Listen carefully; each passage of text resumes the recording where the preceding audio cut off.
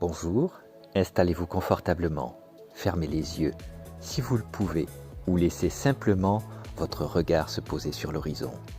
Bienvenue dans le tout premier épisode de Regard de l'âme. Pendant des années, on a peut-être cheminé ensemble à travers les blessures et les méandres de la psyché ou encore grâce au symbolique des maladies à travers l'autre podcast, mais aujourd'hui, on franchit une porte dorée, un peu lourde, qui m'amène au cœur de votre être. Cette chaîne Regard de l'âme n'est pas là pour vous donner des conseils de bien-être, elle est là pour vous rappeler qui vous êtes quand vous retirez votre costume social, votre nom et votre histoire. Je ne vais pas vous parler de votre personnalité, je vais parler à l'étincelle en vous, celle qui sait, celle qui voit et celle qui ne meurt jamais.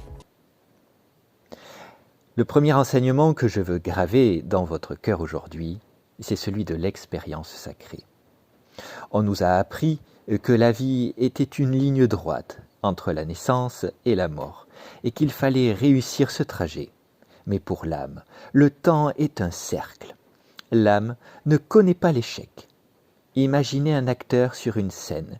Il joue un mendiant ou un roi, mais à la fin de la pièce, il rentre chez lui et il a appris quelque chose de plus sur l'humain. Votre âme est cet acteur. Elle est venue chercher le contraste.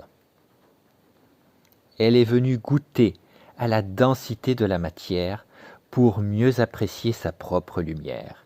Chaque épreuve que vous vivez n'est pas une erreur de parcours, c'est une commande de votre âme pour se muscler, pour s'élargir. Maintenant, j'aimerais qu'on se regarde vraiment, enfin, au sens littéral du terme, puisque nous sommes à travers une enceinte, un mur de son.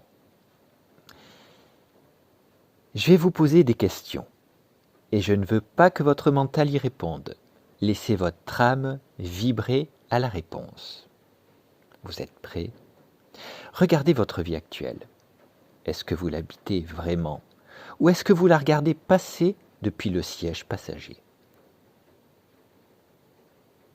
Vous dites que vous manquez de temps, que vous avez des responsabilités et que c'est compliqué.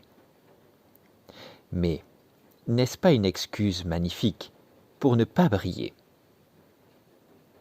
N'est-ce pas confortable de rester dans cette petite cage que vous avez décorée avec soin? De quoi avez-vous si peur?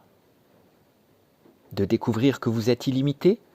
De réaliser que si vous décidez là, maintenant, de changer votre regard, votre monde s'effondrerait pour laisser place à la lumière? Vous vous plaignez de vos chaînes, mais vous caressez les barreaux chaque matin. Je vous demande alors jusqu'à quand allez-vous trahir votre propre lumière pour acheter une fausse sécurité? L'âme n'a que faire de votre confort. Elle veut votre expansion. Alors, qu'attendez-vous pour sauter?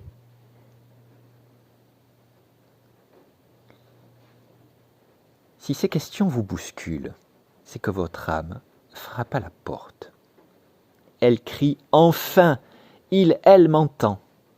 Sentir ses ailes pousser, ce n'est pas devenir un ange parfait, c'est accepter d'être un humain imparfait, mais divinement inspiré. C'est dire « Ok, j'ai peur, mais j'y vais, parce que je sens que c'est juste. » Quand on commence à regarder sa vie depuis l'âme, le stress s'évapore. Pourquoi?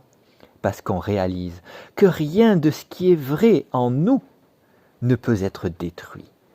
Les tempêtes agitent la surface de l'océan, mais dans les profondeurs, là où réside votre âme, c'est le calme absolu. C'est cette force-là que je vais vous aider à retrouver épisode après épisode.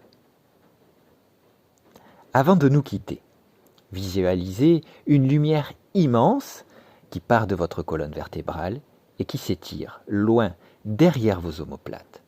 Ce sont vos ailes. Elles ne demandent qu'à se déployer.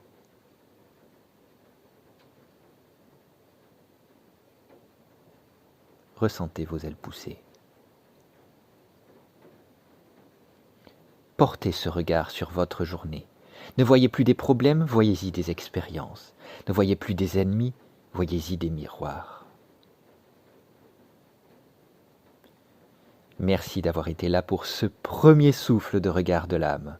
C'est un honneur de marcher à vos côtés. Préparez-vous, le voyage ne fait que commencer. Prenez grand soin de votre lumière. C'était Fabien pour Regard de l'âme.